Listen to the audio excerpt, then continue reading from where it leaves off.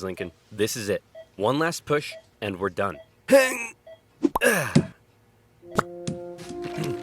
9 months and 4 days ago, my father brought forth upon my mother himself, and gave to her a child, conceived in a shack in Kentucky, and dedicated to the proposition that I will drink num-nums from a bottle and do little poo-poos in my pantses for the next 2 to 3 years. Now what is it babies do again? Oh yeah. I am not touching that.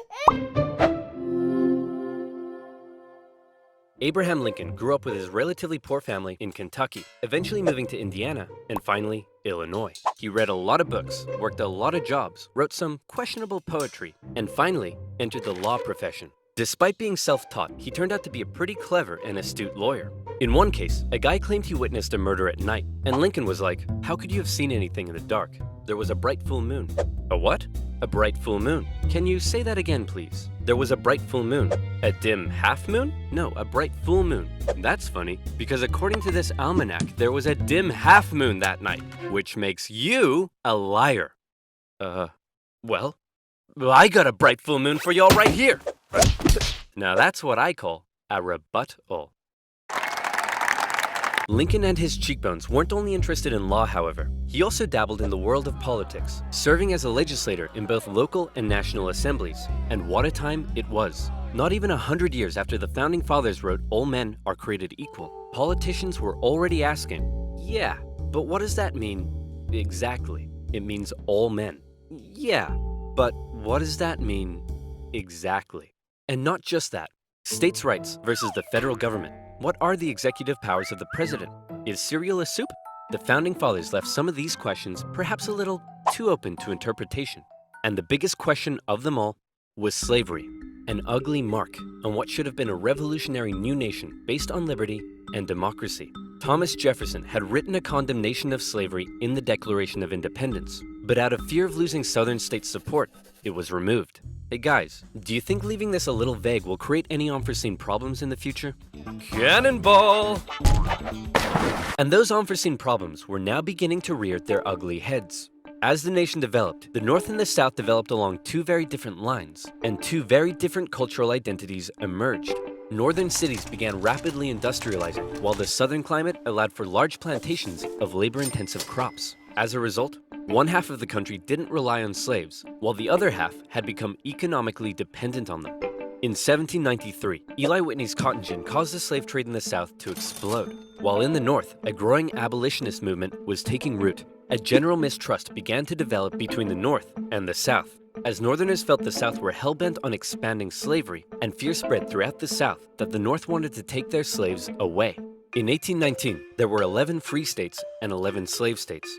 A perfect balance, a happy medium, a harmonious relationship. Hey guys, nice to meet you. I'm Missouri, and I would like to become the 23rd state. Hey buddy, welcome to the nation. We'll be happy to accept you as a free state. Oh no, you don't? You're trying to get one over on us. Missouri's gonna be a slave state.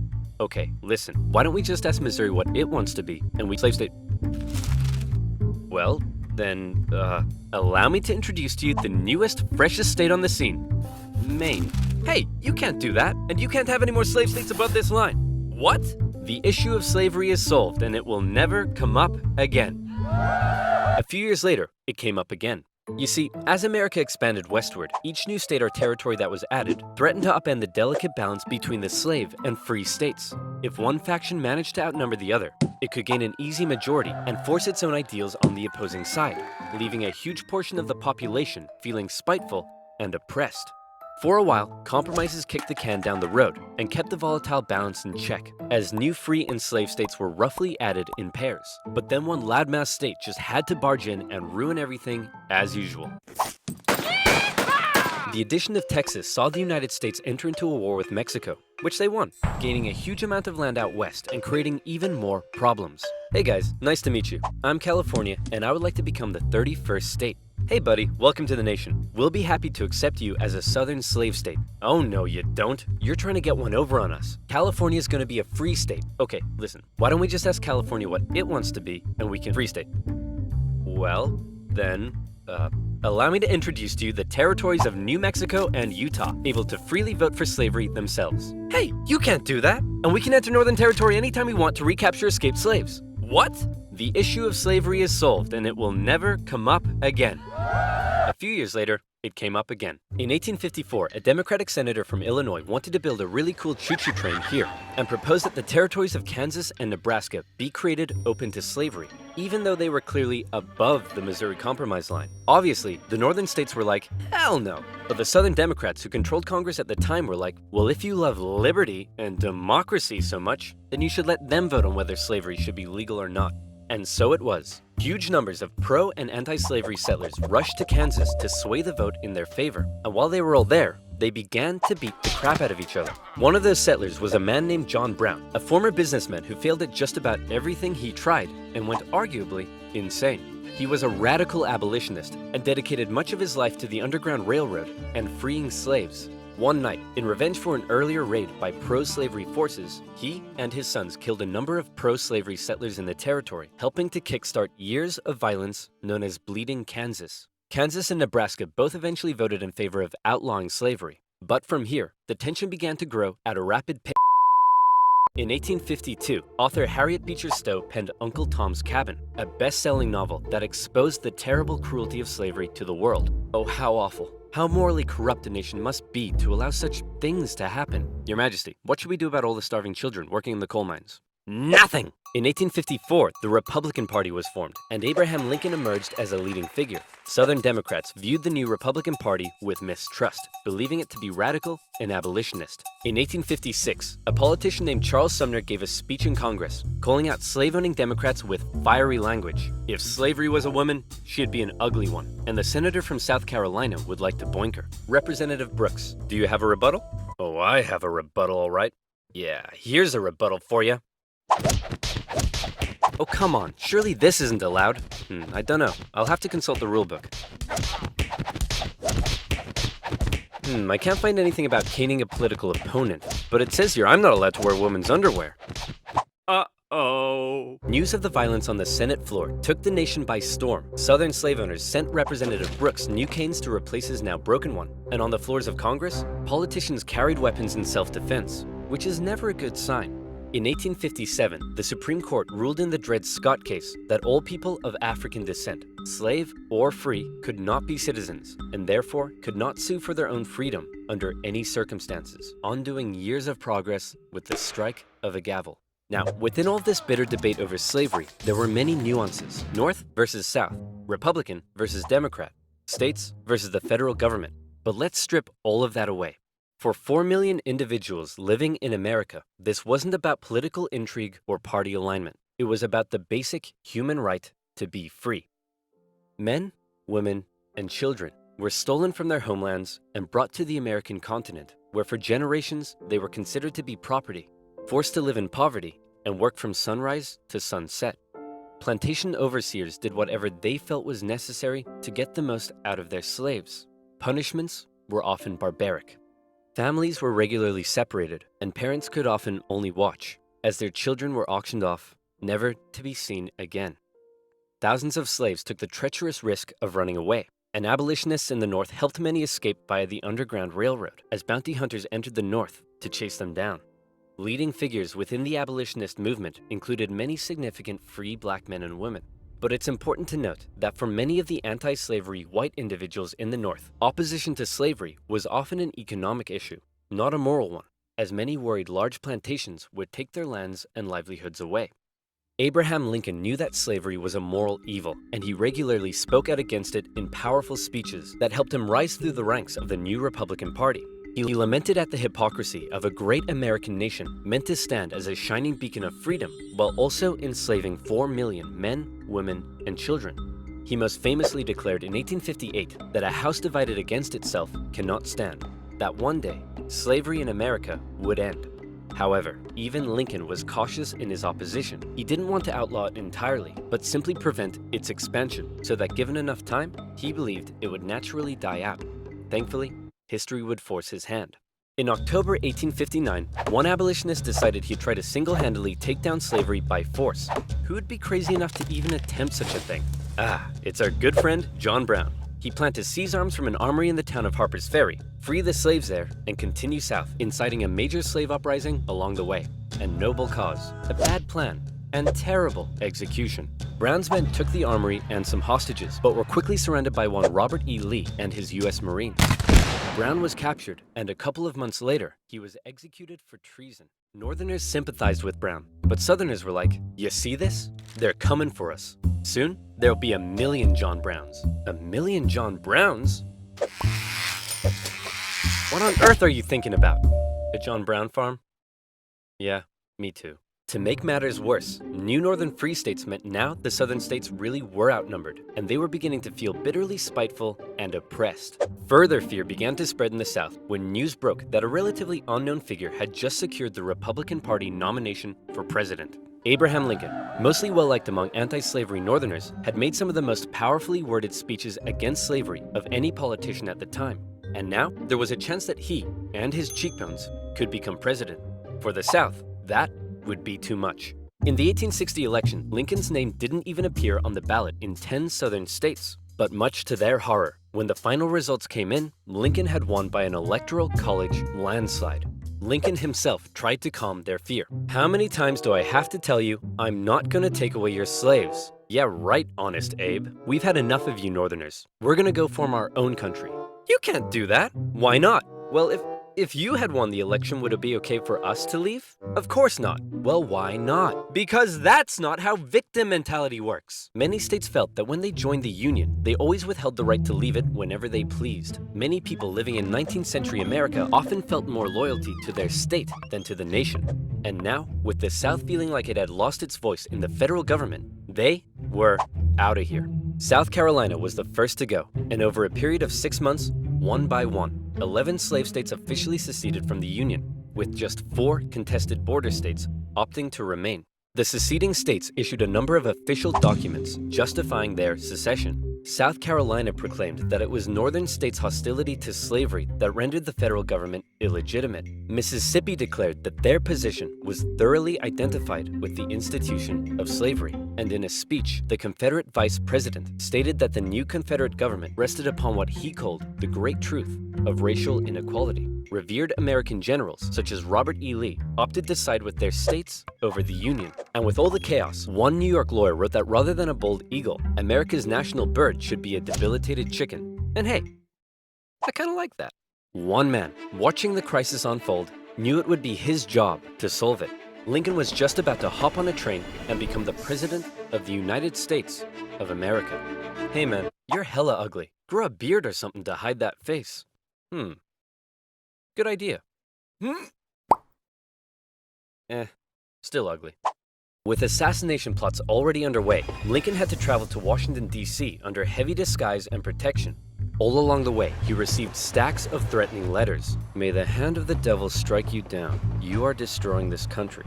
Damn you, every breath you take. Love from Grandma." At his inauguration speech, Lincoln once again reiterated that no, I do not want to take away anyone's slaves. But for Lincoln, he did want to preserve the Union. He declared secession to be nothing but an illegitimate rebellion. "In your hands and not in mine," he said, "is the momentous issue of civil war. You can have no conflict without being yourselves the aggressors. We are not enemies, but friends." It was clear Lincoln was ready and willing to get freaky and open up a can of Scatman John if he had to. Whether he had the support of the people, however, was in question. In the end, it was the Confederates that fired the first shot. They seceded. The Confederate States began seizing federal U.S. property throughout the South. Off the coast of Charleston, South Carolina, was one such federal property, Fort Sumter, held by a measly, undersupplied U.S. force.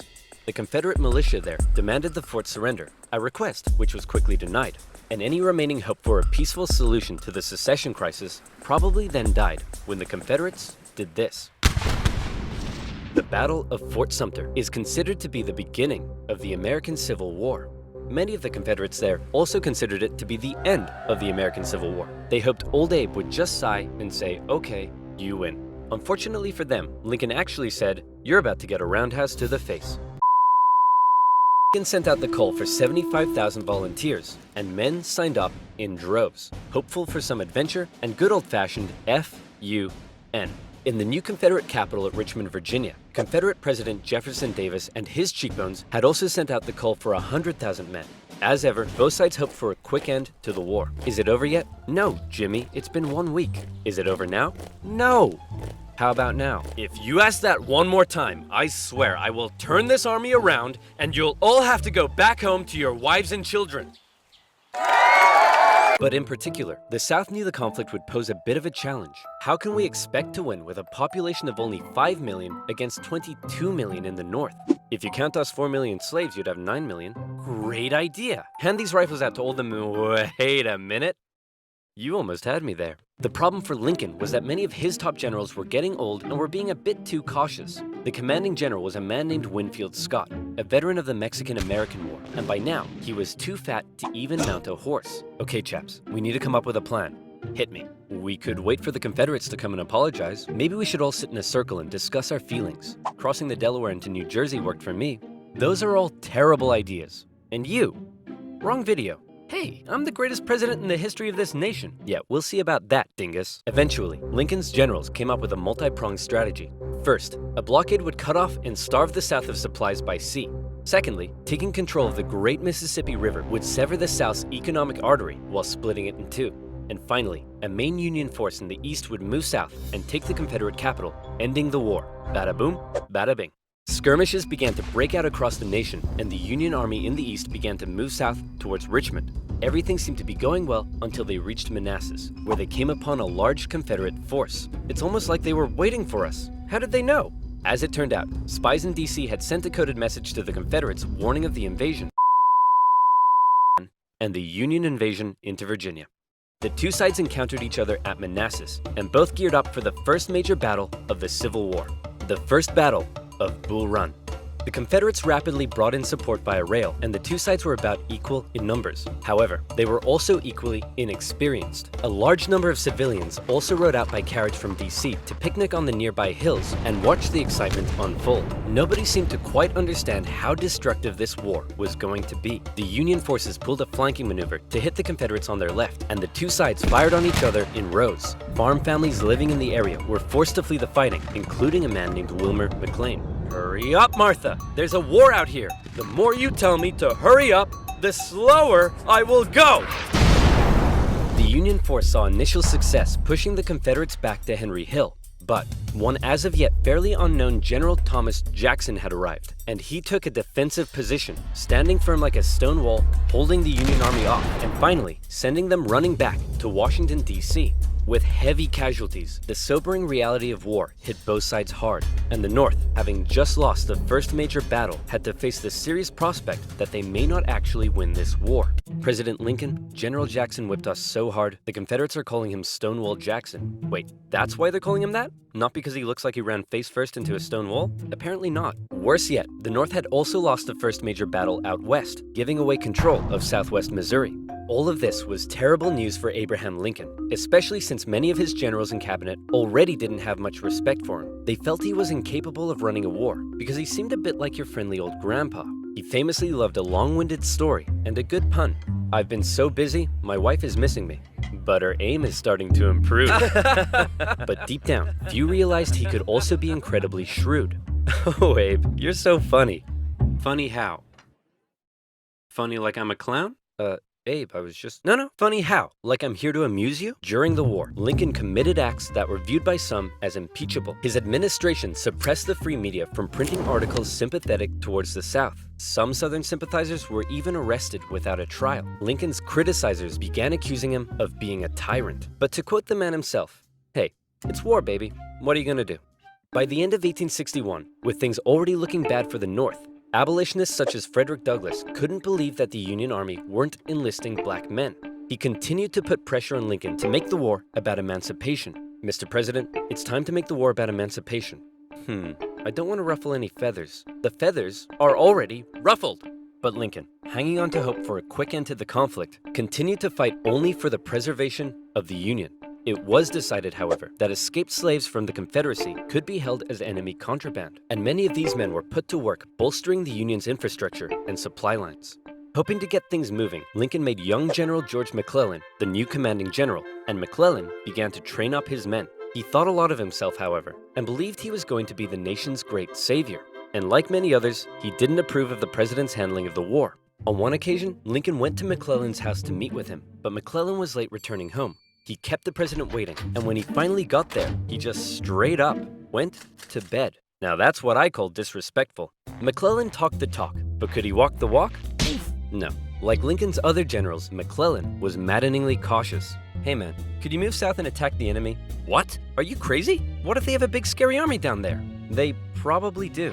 What? Oh my gosh! McClellan worried that he did not have the numbers he needed to fight effectively. What if they have like 10,000 men? Okay, no problem. We'll get you 20,000 men. Well, what if they have 30,000 men? I'll need 40. Okay, you can have 40. Well, what if they have 50? I'll need 60. Lincoln tried, but it was all in vain. McClellan would not make a move for the rest of the year. The North's one saving grace for now was a general out west fighting in Kentucky and Tennessee, General Ulysses S. Grant. Cool, collected, methodical, and a big fan of whiskey. His chief of staff took it upon himself to keep Grant sober. One officer said that Grant habitually wore an expression as though he were determined to drive his head through a brick wall and was about to do it. And that determination led him to score a number of key victories when others around him were failing. At the Battle of Fort Donelson, Grant was like, "Why does Stonewall Jackson get a cool nickname and I don't? I want a cool nickname." "Sir, the Confederates say they're ready to surrender and want to know your terms." "No terms, just unconditional surrender." Hey, unconditional surrender Grant. That's a pretty cool nickname, right, guys? Later in April 1862, the Confederates launched a sudden attack on Grant's army at Shiloh, but the determined, unconditional surrender Grant threw his lines at the rebels and sent them running. The battle resulted in the heaviest casualties in U.S. history so far, and despite his victory, Grant found himself under fire. You have to get rid of Grant. Why? Didn't he win? Yes, but he just threw his men at the enemy. Isn't that the point? Also, he's a loony drunk. Well, what does he like to drink? I believe whiskey, sir. Then send him more. Lincoln watched as his cabinet did nothing but bicker, and his generals did nothing. But then, worst of all, personal tragedy struck. Lincoln's young son, Willie, very much loved by the president, died of typhoid fever at the age of 11. Lincoln was a sensitive man and was heavily affected by the loss. His wife was inconsolable. But one of Lincoln's greatest traits, what made him such a great leader, was in the darkest of times, with composure and determination, he kept moving forward. He knew it was his responsibility to hold himself and his family together, and by doing so, he hoped to hold the nation together. And he had had it with McClellan's inaction. Lincoln decided he was gonna take control. In March 1862, Lincoln firmly ordered McClellan to once again move south towards Richmond. McClellan insisted instead they move by sea to the Virginia Peninsula and attack Richmond from the southeast. "Yes," said Lincoln. "Okay, anything." Lincoln held on to some of McClellan's men to defend D.C. from a nearby Stonewall Jackson wreaking havoc in the Shenandoah Valley, and he sent McClellan south. McClellan landed on the peninsula, and he began to move inland. He came up against a small Confederate army that had dug in at Yorktown. McClellan vastly outnumbered the force, but it's said that Confederate General Magruder deceived McClellan by cleverly maneuvering his smaller force and making McClellan believe he faced a huge army. "No, you have way more men than them. Move forward." No. McClellan settled in for a month-long siege, giving time for Johnston to move south from Manassas and Magruder time to retreat. When he finally entered the city and found it deserted, he declared it a victory, calling his success brilliant. Then, after meeting some resistance at Williamsburg, McClellan moved to within just 20 miles of Richmond, his armies able to hear the church bells ringing in the enemy capital. "You still outnumber them. Go give them hell." No. McClellan once again held back, moving slowly and defensively, and with his army split in two, the Confederates saw an opportunity to strike back. McClellan's advance was halted, and now the Confederates pulled an ace out of their sleeve. "General Lee, you're up. Do you think we should evacuate Richmond?" "No, Mr. President, no need." General Robert E. Lee, one of the most brilliant military commanders of the time, was now in charge. One of his biggest strengths was his ability to read the mind of his enemy, and he knew McClellan was cautious and weak. After moving Stonewall Jackson south to join him, and even though he had a smaller army, Lee hit McClellan in a series of fast-paced, close combat battles that had McClellan spooked. McClellan retreated the Union Army back again and again and again, escaping the peninsula and returning to D.C. Lee had defeated McClellan, and the campaign had failed. Well, that was a major success. A success? Tell me exactly what was successful about that. Well, we successfully retreated. You lost. I didn't lose. I merely failed to win. Things just kept looking worse for the North. At least their Navy had seen some success, capturing a number of key port cities, notably when they steamrolled past Confederate forts to take New Orleans. And speaking of the Navy, both sides had begun using ironclads. So that's pretty cool. But in the East, they still weren't having any luck. After McClellan's disastrous campaign, Lincoln briefly sent out one General John Pope to attack Northern Virginia. Hey man, just checking in. How's it going? Well, the Confederates kicked my butt at Cedar Mountain. Then they raided my camp and ran off with my money and clothes. Also, I appear to have been wedgied. Lee defeated Pope at yet another battle at Bull Run, in which nearby farm families once again got caught up in the fighting. Hurry up, Martha! There's another war out here! I'm waiting for my hair to dry! Wilmer McLean, sick of war, moved his family south, where he knew the war would definitely, absolutely, never touch him again. But Lincoln had yet another problem to contend with. European powers, in particular the UK, were looking increasingly like they may intervene diplomatically on the side of the Confederates. They were missing their precious supply of southern cotton because of the Union blockade, and they wanted to see a swift conclusion to the war. The tension between America and Great Britain had been increasing, especially after Confederate diplomats were discovered on a British ship. Now, after McClellan's failure to take Richmond, the UK declared it impossible for the North to win. Lincoln needed something to prevent Europe from getting involved, and after more petitioning from abolitionists, he decided maybe the time was finally right to make the war about ending the institution he hated, slavery. If the North had a noble cause to fight for, Europe would be less likely to intervene. But Lincoln and his cabinet knew before they could declare something as radical as emancipation, they needed a victory, especially now that the Confederates were about to go on the attack. Aware that he had a limited number of men and supplies, Lee now hoped that if he could just threaten Washington, D.C. militarily, he would gain Europe's recognition and crush Northern morale in time for the midterm elections, forcing the North to negotiate. With confidence at an all-time high, for the first time, Robert E. Lee invaded the North. But on September 13th, the North finally had some luck. Oh boy, it's my lucky day! A cigar in a field. Hey, what's this wrapped around it? Oh my gosh! That's right, the North had discovered General Lee's battle plans wrapped around some cigars. And in them, they saw that Lee had split up his forces. McClellan headed out from D.C., and the two sides met in the Battle of Antietam, a crucial battle that would decide the course of the war. It saw the most vicious fighting to date, and still remains the single bloodiest day in American history. But, for once, the North came out victorious, and Lee was forced to retreat. He's on the run. Chase him down and finish him off. No. You know what, old buddy, old pal? You're fired. The North had won their crucial victory. Lincoln breathed a huge sigh of relief, and with that win, he was prepared to take a huge step. On September 22nd, the Emancipation Proclamation was issued. In January, all slaves held in the Confederate States would be, as far as the U.S. government was concerned, officially free. Throughout the North, free black men and women rejoiced, knowing that if the North were to win, their brothers and sisters would no longer be held in bondage. The proclamation also had the intended effect on Europe, who were not willing to oppose a pledge to end slavery. An outraged Confederacy knew that Lincoln had given the war a new meaning. It was no longer just about the preservation of the Union. Now, it was about creating a new Union, washed clean of its original sin. A Union without slavery.